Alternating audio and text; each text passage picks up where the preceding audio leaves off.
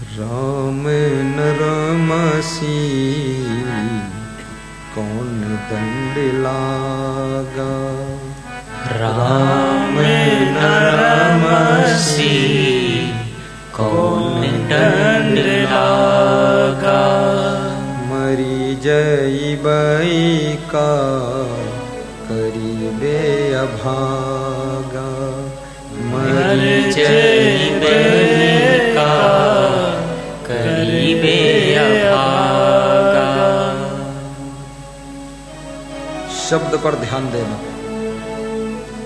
साहब पूछ रहे हैं, हे अभागे इंसान, जब तुम मर जाओगे तब क्या करोगे?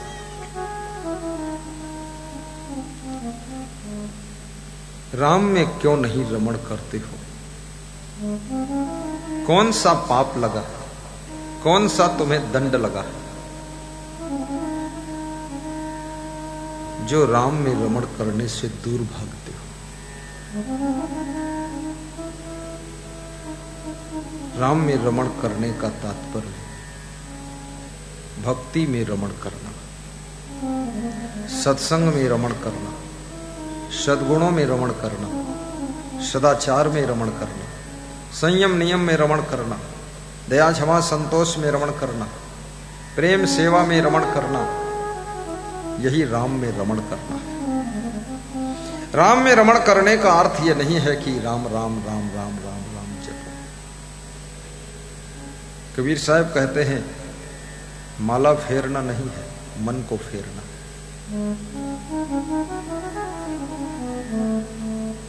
राम की रामायण पढ़ करके राम के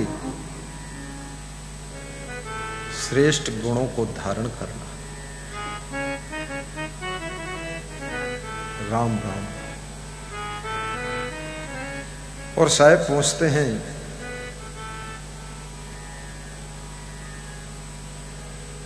सराम में रमण करने के लिए लोगों की भीड़ लगी।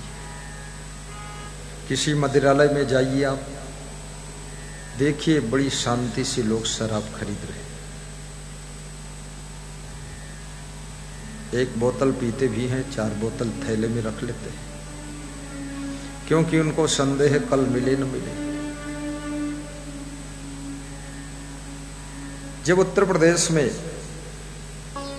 एक बार सरकार ने गुटखा पुड़िया पर बंदी लगाई, लोगों को सूचना मिल गई गुटखा पुड़िया बंद होने वाली। लोगों ने 1,000 गुटखा पुड़िया खरीद के रख लिया। कितने लोगों ने तो बोरा बोरा रखा कि जिंदगी मौत का सवाल है, गुटखा खाने को नहीं मिला, पुड़िया खाने को नहीं मिला, तो जीऊंगा कैसे? आदत के इतने गुलाम हो गए लोग। आदत, कबीर कहते हैं, आदत जरा सुधार लो बस हो गया भजन। अभी महान संत श्री भीतर साहिब जी समझा रहे थे कि भजन क्या है। जीवन को सारू बनाना भजन है। सारू माने सुंदर, अच्छा बनाना, यही भजन है। और कबीर साहब कहते हैं, आदत जरा सुधार लो बस हो गया भजन। आदत, मनुष्य तो एक है लेकिन इसमें आदतें अनेक हैं। 2 प्रकार की आदत होती है, अच्छी आदत और बुरी आदत। जैसे सत्संग सुनने की आदत, ये अच्छी आदत है, लेकिन कुसंग में बैठने की आदत, ये बुरी आदत है। कुसंग हमेशा दुख देता है और सत्संग कांटे को भी फूल बना देता है। संगत से सुख उपजे, कुसंगत से दुख हो। सदगुरु कबीर साहब से किसी भक्त ने प्रश्न पूछा कि सुख कहां है, दुख कहां? तो साहब कहते हैं, सत्संगियों की संगत में यदि बैठ जाओगे तो सुख मिलेगा, और कुसंगियों की संगत में पड़ गए तो दुख मिलेगा। कुसंगत से दुख हो। जैसे आग के पास बैठ जाओ, कुछ भी मत करो, अपने आप गर्मी मिलेगी। और झरना के पास बैठ जाओ, अपने आप शीतलता मिलेगी। फूलों के पास बैठ जाओ, स्वतः खुशबू मिलेगी। और कांटों के बीच से गुजर जाओ तो कहीं ना कहीं कपड़े में कांटे फंस जाएंगे।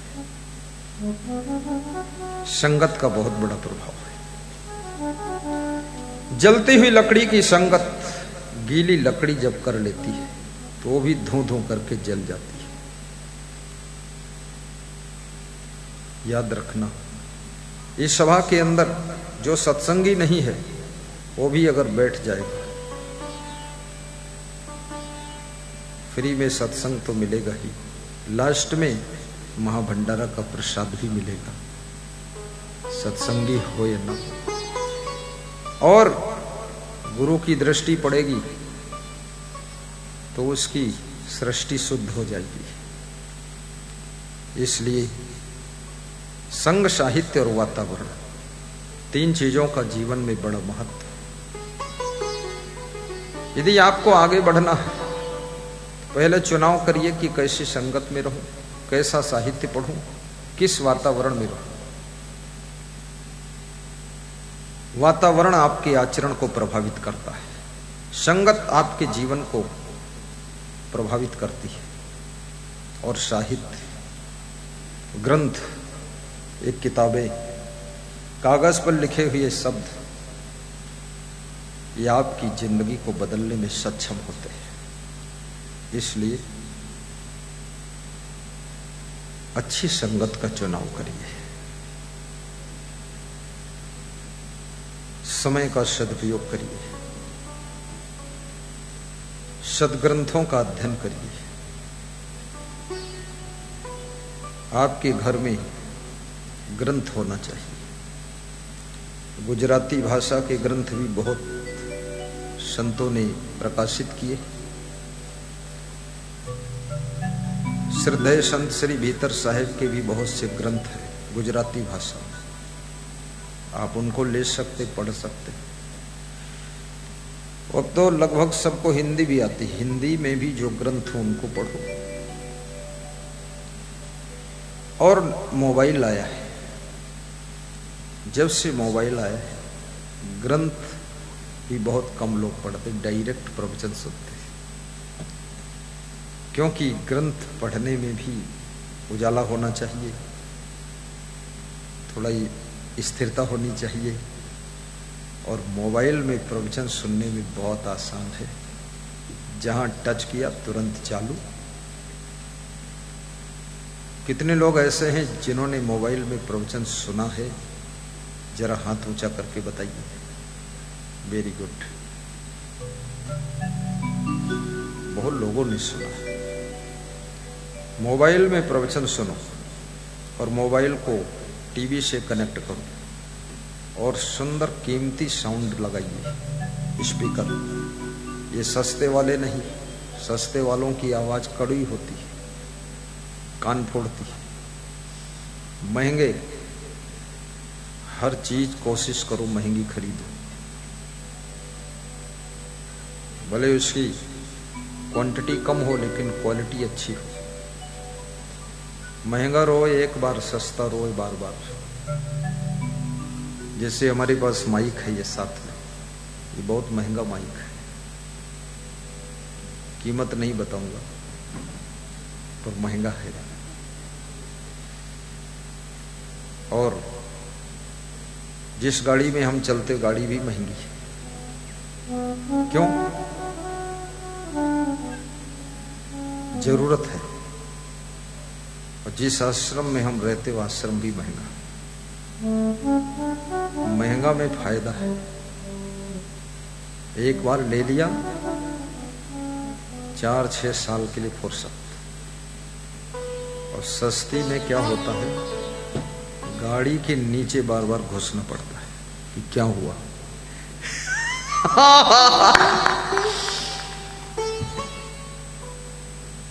समय नहीं है लेट होने का। कपड़े भी अच्छे पहनो। तुम बुद्धिमान हो, गुणवान हो, चरित्रवान हो, महान हो, विवेकवान भी बनो और चरित्रवान बनने की कोशिश करो। संसार की लफंगेबाजी में कुछ भी मिलने वाला नहीं। कितना चंचलता कर लो, एक दिन स्थिर होना पड़ेगा। कितना फैशन कर लो, एक दिन खोपड़ी के बाल झड़ जाएंगे, तब क्या करोगे। और कितना कटिंग पिटिंग के कपड़े पहनो, कोई मतलब नहीं। राम के कपड़े पीले थे, कृष्ण के कपड़े नीले थे, और कबीर के कपड़े जैसे थे तैसे थे, मैं जानता नहीं, सफेद थे जैसे हमारे कपड़े। लेकिन महान पुरुषों में नाम जब याद किया जाता है तो संत कबीर, रामपंथी, कृष्णपंथी, महावीर पंथी, जैन पंथी, सब पंथी कबीर को नमन करते हैं, वंदन करते हैं कि कबीर जैसा संत नहीं। और राम की पूजा होती है, कृष्ण की पूजा होती है, ना कि फटी पेंट वालों की पूजा होती है। कलयुग में फैशन चला है कि पेंट में 2-4 जगह लोग छेद कर लेते हैं। तो मैं सोचता हूं इसको गर्मी बहुत लगती, क्या है, छेद किया है, रोशनदान बनाया है, खिड़कियां लगा दी। नए फैशन की युग में सिर में बाल भी लोग चारों तरफ बाल कटवा देते हैं, ऐसा लगता बाईपास रोड निकाला,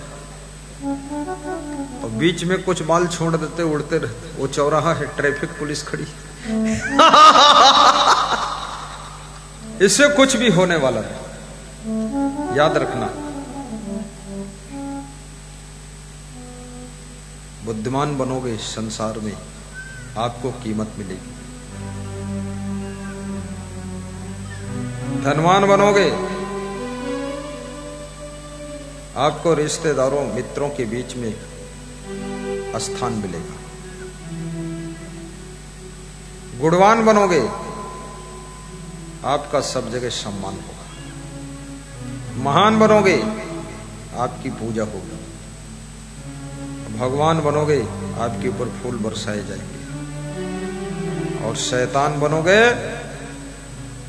तो रावण जैसी दशा होगी, कंस जैसी दुर्दशा होगी, हिरण्याकश्यप जैसी दुर्दशा होगी।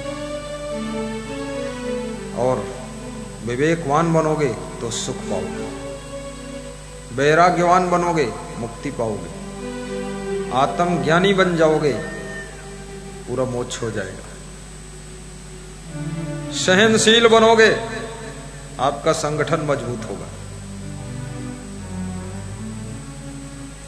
अपने नाम के पीछे हैरान रहोगे तो आपका नाम खत्म होने वाला है। दूसरों का सम्मान करोगे तो आपका सम्मान डिपॉजिट हो रहा है। दूसरों का ख्याल रखोगे, ये सृष्टि तुम्हारा ख्याल करने के लिए इंतजार कर रही है। और किसी पवित्र महान पुरुष का ध्यान लगाओगे, मन को पवित्रता प्राप्त होगी, प्रसन्न रहोगे। जय जय जय जय जय। बहुत सुंदर।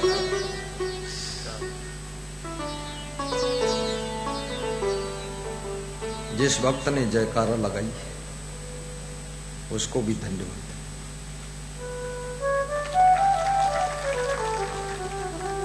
श्री क्षमादेव जी ने मुझको दीक्षा दिया, पूज्य श्री गुरुमन देव जी ने हमारा पालन पोषण किया, मार्गदर्शन दिया, और विशाल देव के ग्रंथ को मैंने ठीक से पढ़ा, और मेरी माँ ने मुझको संत बनने की प्रेरणा दिया,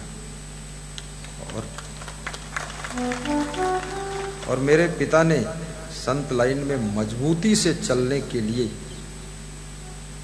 टाइट आदेश किया कि अगर इधर उधर डगमगाए और बदनामी किया तो 1, 2, 3.5।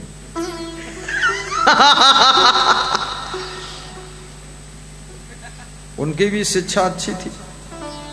उन्होंने कहा संत बनो, फिर ठीक संत बनो, ऐसा नहीं कि गड़बड़ करो। सही बात है। और हमारे आश्रम के कोठारी पूज्य श्री अमान साहब ने, उन्होंने हमारा बहुत ख्याल रखा। हमारे आश्रम के जितने हमारे गुरु भाई हैं, उन्होंने भी हमें बहुत सहयोग किया। और जो अब हमारे जो शिष्य बने, वे भी बहुत आज्ञाकारी शिष्य लोग हैं, मेहनत करते हैं सब। और जितने भी संत हैं, ये सब संतों ने हमको बहुत प्रेम दिया है, इनका प्रेम मिला है और आप लोगों का स्नेह मिला है और ये महिलाओं की श्रद्धा मिली है, ये भी खुश रहती है। और याद रखना, जिस व्यक्ति को देखकर सब खुश हो जाए, वो व्यक्ति स्वयं कितना खुश होता होगा, सोचिए।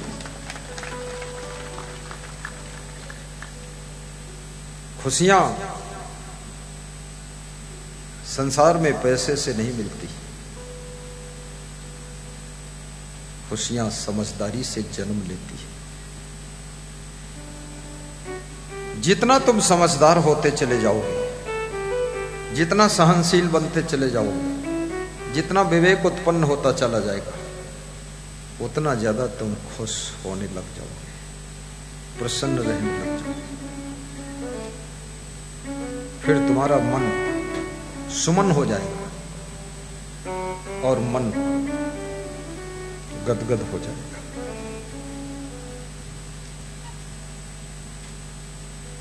जीवन को धन्य बनाइए, परस्पर प्रेम से रहना सीखिए, मिलजुल कर काम करना सीखिए और आपस में एक दूसरे की गम खाना सीखिए और घर की साफ सफाई रखना सीखिए, गाड़ी को भी साफ सुथरा रखना